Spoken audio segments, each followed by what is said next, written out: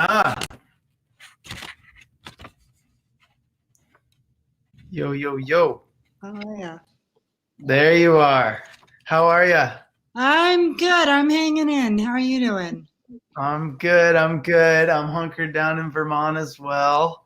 I know that house that you're sitting in for sure. Looks like you're home and got the boys with you. And at least it was a nice day. A little bit of sunshine was nice. Some spring It's been a while. in what Vermont can't seem to figure out if it wants to let winter go on or let spring take over. So everyone, I'm Danny Davis. I'm a professional snowboarder, and if you've been living under a rock for a while and you don't know who Donna Carpenter is, this is Donna Carpenter. She is the chair of the board at Burton, the owner of Burton Snowboards, and someone I've known for a long time. The community that is Burton welcomed me in when I was, I think, 16 years old through maybe 15 years old through Mike Cox. And then I ended up riding for Burton as I got older. And Donna's been the one kind of behind that community. It's been a great family to be a part of. So thanks, Donna, for including me on your guys' journey. Of course. Yeah, Danny, I think snowboarding became such a strong, inclusive community because we were excluded in the beginning, Yeah. Sort of traditional ski culture wanted nothing to do with us. And I think snowboarding opened up a lot of people, like from surfing and skateboarding and summer sports, who would never have had an experience with winter sports. And so they were a little different. They were a little different than traditional ski culture, a little irreverent or whatever. Absolutely. That was really important to Jake, that the riders had unique personalities. And it didn't matter. I mean, it was really cool. We became a global community really early on. And it really didn't matter what country you were from. Like, people looked up to you for your unique style. And, look at Terrier. Yeah. And look at things like Peace Park and how you've progressed in the sport, Danny. So I think, giving the riders, the athletes, the ability to express themselves and to progress in ways that, Jake and I would never have imagined in the beginning. For sure. And I mean, that's a big community that, well, you guys helped be a part of that scene that maybe that the resorts and all them were missing out on. They were missing out on the surfers, the skateboarders, and the snowboarders who were knocking at their door. And that's a big community. And I think with this outdoor state of mind, that's what POW's kind of telling people is we're a big community, and we have power. There's ways that this community can come together and not only make a sport like you guys did and make a full community around that, but building a community around making policy changes and making a big impact on fighting climate change. Give me tell me a little bit about the journey of and some examples of how you guys have made that community and continued to build it and get it to where it is. Yeah, I think that we started as a strong community because we had to band together and rally together to get this sport accepted and so forth. But you do have to nurture that over time. You can't just take it for granted. You really have to make people feel part of, and keep bringing in new family members like you, Danny. And I totally agree with you that I think POW's done, and I've been involved with POW for a long time. And that's what it feels like. Like, you could be talking to a scientist or an athlete or another brand. We used to all compete against each other and not work together. So you could be talking to all these people, but you feel part of the same community and the same movement. Oh yeah. Definitely. And having, reminding people too of like doing things, like the US Open and like stuff that reminds us why we're fighting for it or why we want to do it or why we even want to be out there. And I think sometimes POW really helps us remember that what it is that we love. And that's, just places to recreate with however we please, climbers, fishermen, snowboarders, skiers, whoever. We have to protect our playgrounds. That's for sure. So, with us being such a big group and having a lot of voices, whether that's Jeremy or the individuals within their sports, we can use our voices. And I think, I try to do it more. It's hard to do. It's an interesting world to get into. But with brands, what role do you see brands kind of playing in this community and helping people advocate and get behind protecting the planet? Businesses were never traditionally involved in social causes, right? Because you never wanted to piss off your customer or employees. But, businesses have seen the impact of climate change. And yeah, and not just winter sports and tourism business, but any business, in agriculture, energy, or insurance. Businesses are really feeling it, and they believe the scientists and the science that it's going to get worse if we don't do something. So I think, it's really because the national governments haven't stepped up in a way that they should, that businesses really have to. And I think also, like, your generation, Danny, you demand transparency from the companies you purchase from. You call us on our bullshit. So we've got to, walk the walk and not just talk the talk. Yeah, I see people caring what brands care about more and more, and the more I work with different brands, and luckily a lot of the brands I work with are great people and doing great things, but people care, it seems to me, a lot about what the brands they're supporting and buying from care about, beyond that the revenue at the end of the year. Yeah, now is the time to put those values into action. Like, stop talking about your values and prove it. Show it to me. What are you doing? Yeah. And I think for, a lot of brands, I'm sure it's a game of, and I'm sure it is for you guys too, how much they can be involved, right? Like, how much can they get behind supporting certain things, closing doors to do climate marches. Not everybody can do that. And so it's interesting to me that there's room where a lot of brands, right, can step up and do more and be a part of it. Like you said, not just us against or that company against other companies, but really joining forces with everybody and coming together.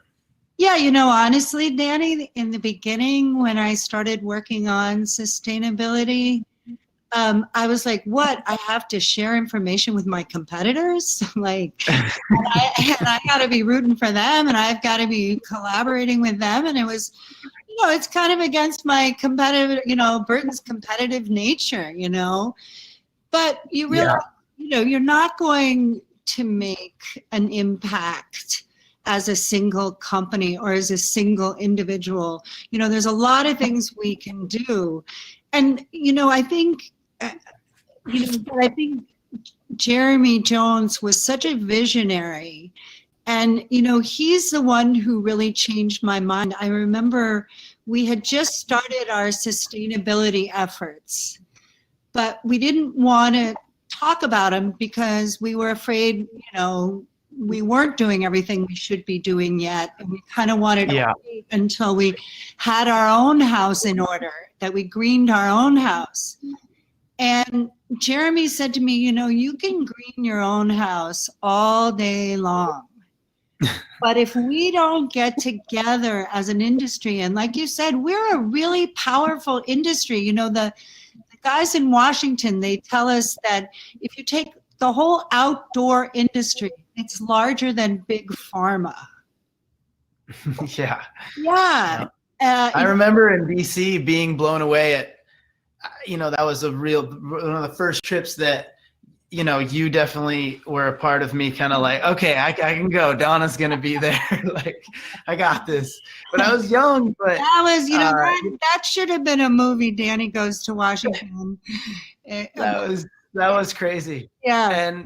But what blew me away was that there was numbers backing a lot of what we were saying. And like, look at how, we are a big force, and look at how many numbers are sitting there behind a lot of these that, we were with Seth Westcott, I think, was on the trip. And, he was, everyone was so great at getting behind those numbers. And when you hear people say them that are your peers or people you look up to, you're like, holy crap, we do have some power here. Well, so the other thing be a part of. The other thing that I think is amazing about POW, like you mentioned Seth Westcott, like the senator from Maine, Susan Collins, she would never really spend time talking to a climate change lobby group, right? Sure, but Seth Westcott, he was like, "Oh my God, can I have a selfie with you?" And like, and people are like, "Oh my God, I get to meet Danny Davis, and I get to go home and tell my kids I met Danny Davis or Kelly Clark." So it's really powerful, and you guys connect the policymakers in a way that nobody else can, through your storytelling and what you're seeing and why the mountains are important to you and why winter is important. And you really connect with them, and I think move them in a way that other people can't. Yeah. And I mean, and having the and that's where it's great to have POW and things too, because they have all those numbers to help you once you can make those connections to really be able to back all that information up with some hard facts that those people can look at and be like, all right, like you know what you're talking about, and there's people who have a say here, and they're a big community. While sticking to, of course, while brands are kind of sticking to now's the time that we all stick together and are, during this pandemic, which has really gotten, I'm sure, a lot of the snow sports industry pretty nervous, and I think it's trying to find the positivity in some of this. How do you think, we as consumers and people, and also brands, how can we kind of learn from this thing that's going on right now and apply it to what we're trying to band up together and fight against with climate change? Yeah, me, Danny, I'm a pretty optimistic person. Likewise. I wasn't, we weren't looking for this, but I think there always are really important lessons. I think, one of the lessons I hope we learn that the snowboard community always, always knew is that the world is global, period. Yeah. We can't pretend that we can close all of our borders or make everything ourselves or go back to a time when we weren't interdependent. We just have to accept that and embrace that. And that's how we're going to address things like climate change. We've got to get together as a global community. And when you think about it, the way that the world shut down, pretty much voluntarily shut down our economies to save 1% to 2% of the population is quite an amazing thing. So you're like, I think it gives climate activists like me and you, it should give us, it should give us some sense of hope, for sure. Yeah, and I also think that, this is a hard lesson to learn, but I hope people believe more in science. And scientists. The global health experts knew this pandemic was coming. and people weren't listening. And just like climate scientists have been saying, it's coming. It's not a matter of if, it's a matter of when. And so I hope, and you know, we've seen politically people try to downplay the virus or blame the virus. You know what? Mother Nature and doubt science. Doesn't care where you are, who you are, how much money you have, what country you're from. The virus doesn't care. Yeah, so I hope people will believe more in science and scientists, and they'll start listening more. You know, there's so many similarities I see. You know, the pandemic is invisible. So it's hard to fight something that's invisible, and climate change is invisible. It's hard to rally people around something that they can't see. You know? Yeah, I mean, in many ways, you know, I think people I see it all the time, you know, when we go back to a lot of these glaciers and things that, you know, where this virus is very sneaky and very invisible, other than like numbers and things of people infected and deaths. But, you know, it's very invisible. And climate change, you know, I feel like we see a lot of that right in front of our eyes sometimes. And that's why I think a lot of the athletes behind power are ones who are like, you get pretty passionate about it pretty quick. You know, you have a few really bad winners and you start to stress and really dive into why and what's going on. Yeah, they can really raise the red flag. You know, I remember talking to a guide in New Zealand last summer, and he was saying, you know, this is accelerated so much quicker, you know, the loss of the glacier, so much quicker than we expected, you know, so we need to tell the world that. Yeah. But, you know, I think, Danny, we've learned that denial doesn't work when it comes to science and when it comes to Mother Nature. And hopefully we've learned that the earlier you take action and the bolder that action is, the better the outcome. So I hope there are a lot of lessons learned from this. Yeah, I think there's a lot of positives we can pull from it and learn from, and brands and people, consumers, all together are probably learning from this on how we make an impact moving forward on saving this place, and how quickly, and maybe how blind we are to how quickly it's getting in a bad situation. Yeah, I think we're learning a lot about ourselves. Yeah. I mean, and again too, you know, back to, you know, being on the supporting brands and what brands are doing and how they are a part or not a part of this progress we're making on fighting climate change. Do you think that brands are hesitant to be involved in any way? And you know, is there something that is holding them back that we're missing, that they're missing? You know, yeah, I mean, brands are hesitant, number one, Danny, because it costs money. It costs resources. I remember being at a sales meeting with you and in Whistler, and hearing Allie of Burton Sustainability going really deep on how costly and how much, you know, the just doing things right, and how much you guys were going through to really get Burton to that level where you're feeling like your impact is worth making your product. Yeah, and there are really two sides of it, right? There's minimizing hazardous chemicals, and then there's human rights in your factories. And both cost money. You've got to be auditing your factories. You've got to be, you know, helping develop new chemicals and finding, you know, doing Blue Sign, for example, you know. Yeah. So, but I think, you know, it's interesting, Danny, because I think even if companies are doing the right things, sometimes they're worried about being perceived as greenwashing. I know we were, you know, Jake used to say, hey, you know, we make a fossil fuel based, you know, gear. We are contributing to the pollution, and we don't want to be seen as being hypocritical. But we realized, maybe 8 or 9 years ago that, hey, nobody's ever going to be perfect. And I think it's like with individuals too. Nobody's ever going to be perfect, but that doesn't mean you shouldn't try as hard as you possibly can to minimize your environmental impact.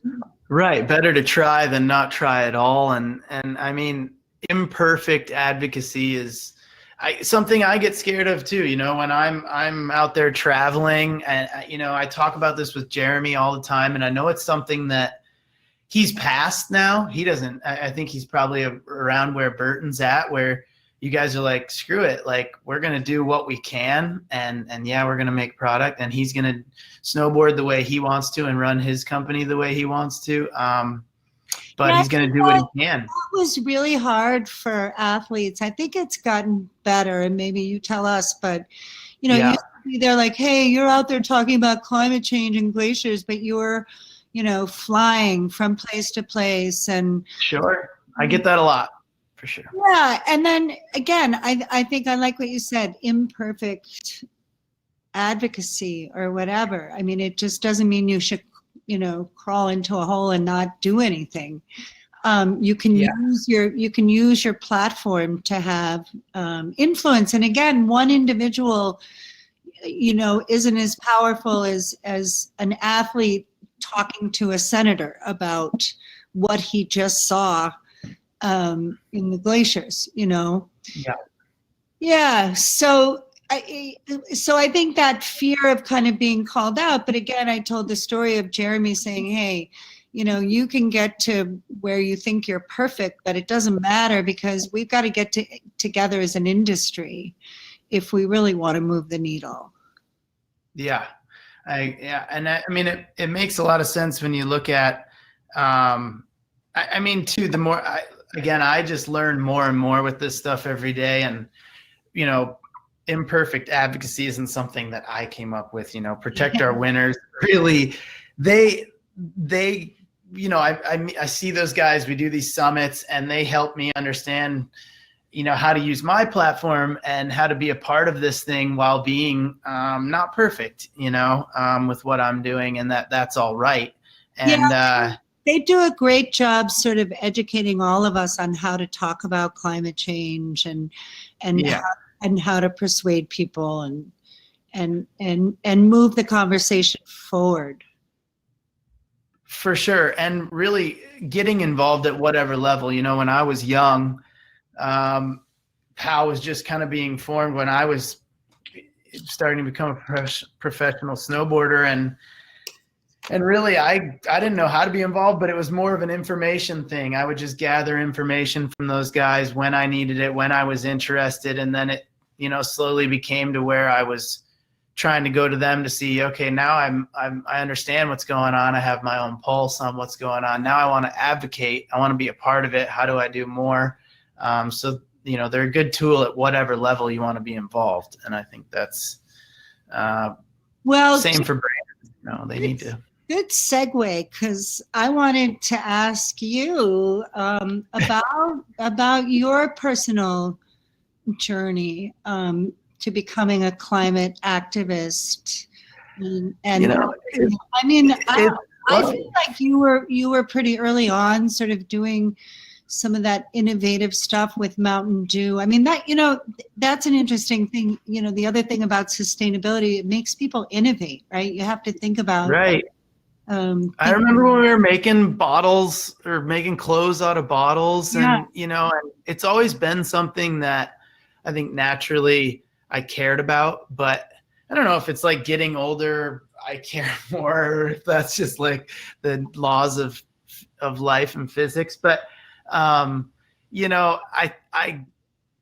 glad that I cared when I was younger, but the more, I wasn't really involved advocating, talking to people about it. I was more interested, and when something came along my way, I was happy to explore it, and luckily I had brands like Mountain Dew and like you guys who were kind of trying to innovate in different ways, whether it was plastic bottles into t-shirts and whatever, or if it's the the new glues and things like that were, and you know, the super sap and stuff we're using with the boards, and you know, just that stuff takes a lot, and it was cool for me to be a part of that without even having to be. You know, brands were kind of coming to me, hey, we're going to do this, and I just seemed like the right guy. So I think I got a lot of the credit sometimes when it came to it, but I, you know, care now more than ever. For sure, I think your heart was in it. Oh, for sure. And I did care. And those brands and those projects helped me care more and get to where I am, where I'm calling Jer, or the, you know, Jake and the folks at Protect Our Winters to try and be a part of it more and get submersed in it a bit more. I'm thankful to not only the brands I work with, but the way I was raised, and just, yeah, I'm a lucky kid. You going to come back to Washington with us someday? I'm happy to. I'm always terrified, but like and that's the thing with any of this, getting involved in anything behind something you're not sure about because of what other people are going to make you feel for being a part of it. But, you know, Protect Our Winters has put me into some situations where I'm nervous and I'm scared because mostly I'm outside of my wheelhouse there. But those moments definitely make you grow. So I'm happy to do something like that again.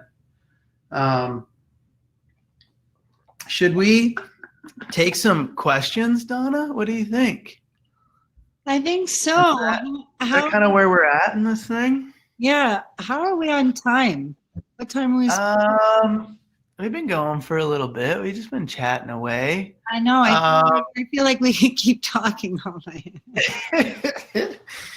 It's cool stuff. And, you know, when I'm, how I came into it is just so interesting. This is such a perfect conversation for me to have, because snowboarding was my segue into just this community and giving a hoot really about anything to do with the planet and protecting all of that. So this is an interesting conversation for me to have. It's cool.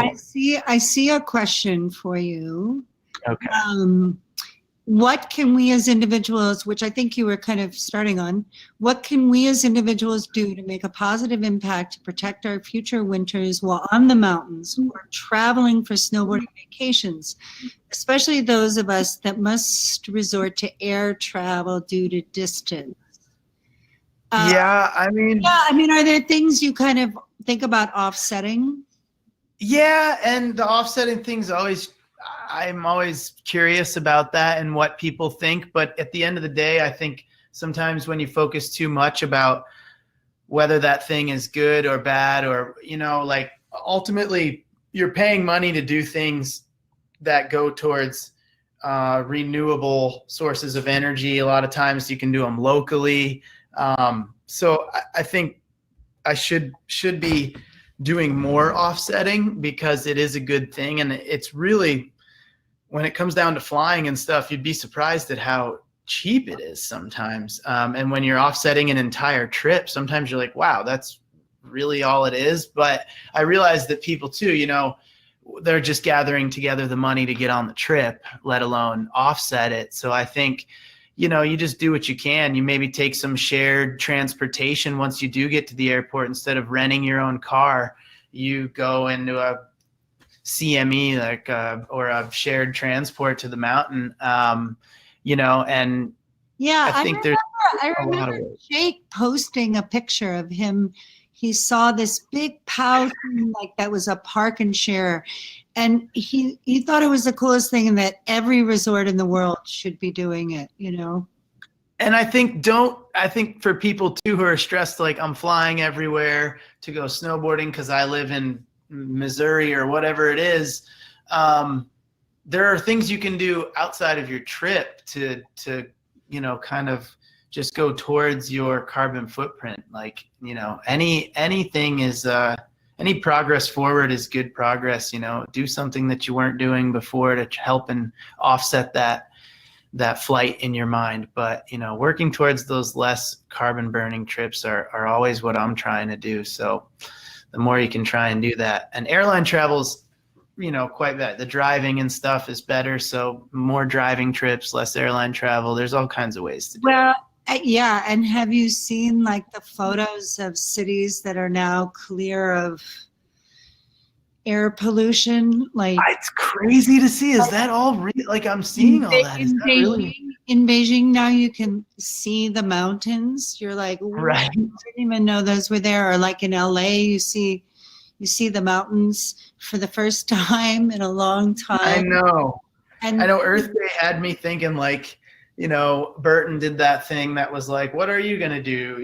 Different. There was a couple of things they named, and, I really started to think about it, and it's just like, maybe slow down just a little bit. We travel so much, and I'm bumping around so much to go to this and that, and sometimes here for a day and there for 2 days. And it's like, maybe just slowing down a little bit, and not so to speak, staying at home, but maybe doing that kind of thing a little more often, and trying to reduce all the pressure on the planet, because she's getting a minute to breathe, and it looks like it's working. Yeah, she's. I'm reading from our questions thing here.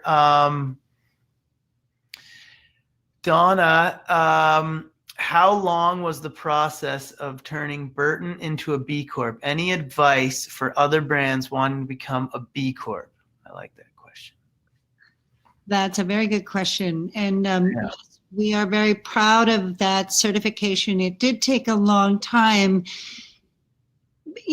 Basically when we started our sustainability program for real sort of 7-8 years ago, we immediately looked at the B Corp process, because it almost guides you to, you understand what they're looking for. And it's everything from your environmental impact to your social impact to your suppliers' impact, and we're global and we make products. So and what I recommend people is to get in touch with B Corp, because they will really walk you through it, and they won't charge you anything until you get the certification. So if you're doing all the right things, you're probably heading towards where you could get B certified. And they will help it. So it was a good process for you. They look at everything from the governance of the company to operations. They really do homework. And basically what you're saying by becoming a B corporation is, I am now legally liable for my environmental reporting. One of our board members had to become personally legally liable if we say we cut carbon by 50% and we were bullshitting. That is no longer just bad PR, but B Corp will hold us legally liable for saying something that wasn't true. So wow. Yeah, so you're really kind of putting your money where your mouth is and saying, yeah, what the reporting we are doing is for real. Highly accurate. That's cool. I had no idea that was the process it took, and to open yourself up to that is probably to open your company up to that is probably a bit of a scary thing, but I guess not for those who are ready for the challenge and the transparency. Really. Yeah, and like I said, you learn a lot just by understanding kind of what they're looking for and what they're evaluating you on. And sometimes it's things like you hadn't thought about, and your impact on local communities. And sure. Yeah, it's a good process. It's a long process. You're going to have to be patient and stuff. But yeah, we're super proud to be the first snowboard company to do that. I hear a lot about it. I know that Forrest Shear was very complimentary on. He was proud of Burton and proud of you guys. So I guess one last question, and we'll round this off. And this is for the both of us. What are the biggest changes we've seen in the Northeast with regards to climate activism? In the Northeast Vermont area. Well, I think I don't live here that often. I'm here probably a couple months out of the year at the most. But I was here for. How about overall? Like, what have you seen change in climate activism from when you first got started on your journey?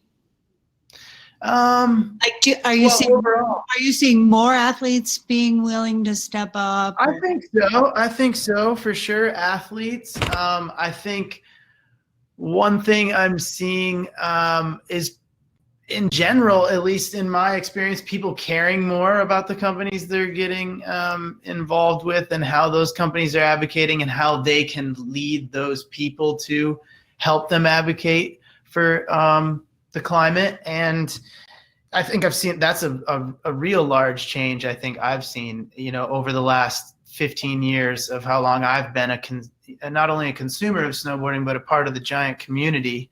That's one big thing where that's almost a tool, some brands for marketing and all of that. So it's great to see that that's something that brands are seeing positive for, not only their sales, but then values, Danny, like the biggest change for me, I remember in the beginning, like my PR people would be like, you can't talk about climate change. Like that's a negative, bad. That's a no. No, people need happy stories, Yeah. And now brands who have been dedicated to it are kind of saying it loud and proud. Now we can say, hey, we've become a leader, rather than kind of like, shh, let's not talk about it. And yeah. And maybe it'll go away, So and I'm thinking of another time, just thinking of what I've seen around me here, even in the Northeast, though, too, is that, I'd never been a part of a march, and that was kind of like, I saw a lot of kids my age, younger than me, and being in Burlington, where UVM and St. Mike's and Champlain College, all that, it was a cool thing to see so many kids coming together for that matter, and all types of ages. So I think, I just see so powerful, and again, so global, so. And it's almost cool, it seemed like, in some ways, for kids to care, be a part of this friend group maybe, or that friend group, because they cared. And it seemed almost cool to care, which has maybe changed a bit in my time. I think you've helped change it, Danny. Yeah, well, I'm definitely following the lead. That could be that'll be I think it is cool to care too. It certainly is. Yeah. But when you got people like Jeremy Jones, Forrest Shear, Nick Russell, Michelle Parker, Tommy Caldwell, all these great people that do great things, not only in their sports, but just they are great people. You look up to them. That's just another reason to be a part of it. And so the more we can all continue to do that and cheer each other on to advocate for the planet, it's just the better. So yeah, Danny, virtual high five, buddy. Virtual high five, and a hug when it's allowed. When I can see you and give you a hug, I can't wait. Yeah. So I think we're gonna close it out here. Donna, you want to? I think we are, Danny. Okay. I am supposed to say tuning in next week, everyone, for Zaria Foreman, who is an artist, and scientist Mackenzie Skiles on how to communicate climate change through different mediums. That's going to be next week on the Outdoor State of Mind. Donna, thanks so much. That was so fun to go through that stuff. Again, how cool is it you have an artist talking to a scientist, all part of this community? Very cool. Great. It's great, and I think that just speaks for the outdoor state of mind, the community behind it. It's just, we're coming from all places, and we're all trying to fight for the same thing. So everybody band together and get behind your friends, your brands, and support them, and support the planet. Thanks, Danny. Yeah. Bye, Donna. Cha cha cha.